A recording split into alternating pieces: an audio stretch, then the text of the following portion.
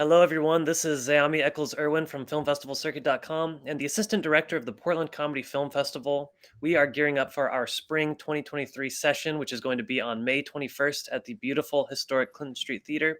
And today I'm talking with one of our participating screenwriters. Marisa Llamas is the screenwriter of The Lords of Ord. Marisa, thank you so much for talking with me today. Sure, happy to be here. So let's jump right in. Before we begin, can you give us just a short synopsis for The Lords of Ord? The Lords of Ord is actually based on my life and the people around me. And it's about a left-leaning comedian who lives in Berlin and has been there for 5 years and comes home to visit their family and finds out that they are now part owner of an apartment building. So they become a landlord. That's great. I And love that concept. yeah, Um, and you said it's inspired by your life. yeah, I lived in Berlin for 5 years previous to the pandemic. I've always been a little bit more socially conscious, more more on the liberal side of the spectrum. Totally. And my family is based out of Chinatown. My grandparents were immigrants, and so I've experienced both gentrification from both sides, like from Hmm. as a person moving to Berlin into areas that were previously poverty stricken or had different um, social privileges, and then also on the other side being in Chinatown in Los Angeles and seeing that gentrify as well. Totally. Interesting. Okay. And I'm curious. Writing from personal experience and then shifting that into a comedic narrative. What's that process like? Is there any balance that you need to strike? Yeah, this is actually the first time that I'm writing about a personal story with and filling in the characters with real people that I know. I've always been a comedian, mostly doing improv and stand up. So it feels like it's previously, I think it was helpful to make characters who are so far from me because it feels a little safer. All right. Um, but now I feel that comedy really helps me make these characters feel a little bit more distant from myself and from the real people, just so that, I don't want to say anything mean about anyone or make anyone look bad, but, like to me, the comedic effect helps them be more cartoonish or, Totally. kind of deal with some of the issues that are not very funny at times. Okay. That's that sort of the therapy of laughter is you know it's always welcome. I'm curious. Do you have any other sort of comedic inspirations behind this work? Actually, I watched a lot of The Nanny. I've Okay. Oh, been going back through Fran Drescher's work from the 90s, and I love that show because it's like a classic sitcom, but also he's got such great elements of clown. And I studied in clown school in France before I moved back to LA. And she loves clothes, and that's a big part of it. And another thing, there's so many types of jokes besides verbal, witty banter. right. And that's something that you see in that show.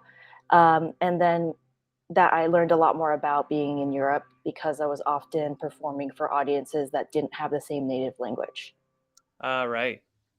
Mhm. Okay, sort of a universal, the visual-led comedy. It's always good to rely on something that'll transgress or go beyond just the language barrier. Uh, so I'm interested because you're citing those specific things. Do you have a full conception of what your screenplay would look like on film? Do you have ideas for visual gags and stuff like that? Yeah, there's definitely visual gags that are already written into the script. There's a lot of the character that's based on me showing up to places inappropriately dressed. Like, and I say that not like, oh, I'm like naked, but for whatever circumstances, I come dressed ready for a rave, and it's actually like a strike or a protest or a rally. Um, and then in terms of shooting it, it's something I've thought about. I do think I would rather do it as a single cam, but at the same Okay. time, I think it actually works really well as a multicam because of the fact that there's some primary locations. For example, the apartment building that is um, owned by the family collectively. Okay, totally. Uh, So it sounds like you have a lot of experience as a comedian. And did you say this is one of your first efforts to write? You said it's from personal experience, but do you have a writing background as well? I do. I hesitate because I have a lot of imposter syndrome because Ah, I've been more on the performance side. I've been doing okay. improv for over 12 years now, and it took me a long time to sit down and actually write some of the stuff down. Mm, And I think that improv is basically writing on your feet. right. And so I go back and forth between saying that I have experience, but this is the first pilot that I've written. Okay. Well, I'm curious. What did you learn from this process? Do you take any new insights on that sort of the story crafting, the comedy crafting aspect?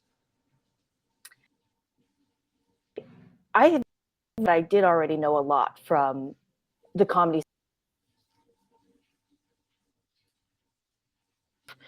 and a 25 live, very similar to a 25-minute sitcom. But I think, I'm like, wait, what was the question again? Well, just is there anything that you kind of learned from this experience? Any new insights you took away? Thank you for reminding me. Um, yeah, I think it's really important to just start writing and put the pieces together. I definitely had help, and I think in the past I would procrastinate, and because I was afraid it wouldn't be perfect. And I think with this, it was important to get started. I had a deadline because I wanted to submit these projects for another competition. And I think the other thing that I learned is, just start the writing and then you can fit the pieces together later. So that was good to do. Okay. I love that. I mean, that's great insight. Don't set up any barriers to get started, even if you don't have all the pieces. Put that pen to paper. Have the momentum. Uh, well, so I'm curious. Are you working on any other projects, any more writing, or is there plans to get this filmed? I am currently working on writing a feature that is based off of another part of my life. I'm mixed Filipino and Chinese. So the feature is more about a story that comes out of my relationship with my Filipino family. And that's also the first feature that I'm going to write. So that's the whole learning curve with that.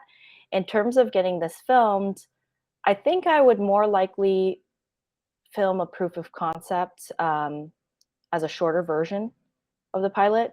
I also, before I wrote this pilot, I wrote a web series that has sort of similar themes. That web series is more about being single, 30, and living with your mom. And so there's some elements of that that I think would make it easier for me to film myself because I'm also a filmmaker and do a lot of production stuff as well.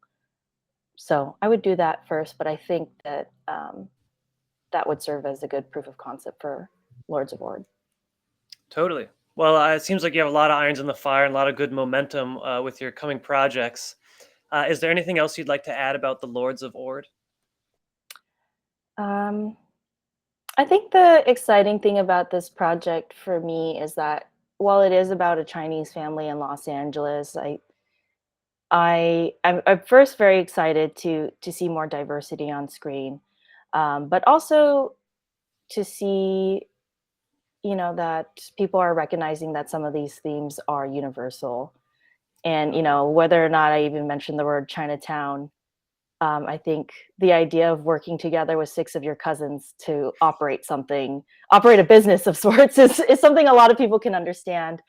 Um, and yeah, I also love the Lords of War because it is a chance for me to do comedy that's a little bit more family oriented. Because I think living in Berlin, some of the stuff I was doing was a little bit more adult in content. So Totally. it's nice to have a different avenue.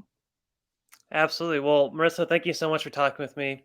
It's been a real pleasure gaining your insights, and I'm excited for all the projects you have in the works. I hope to see these filmed someday.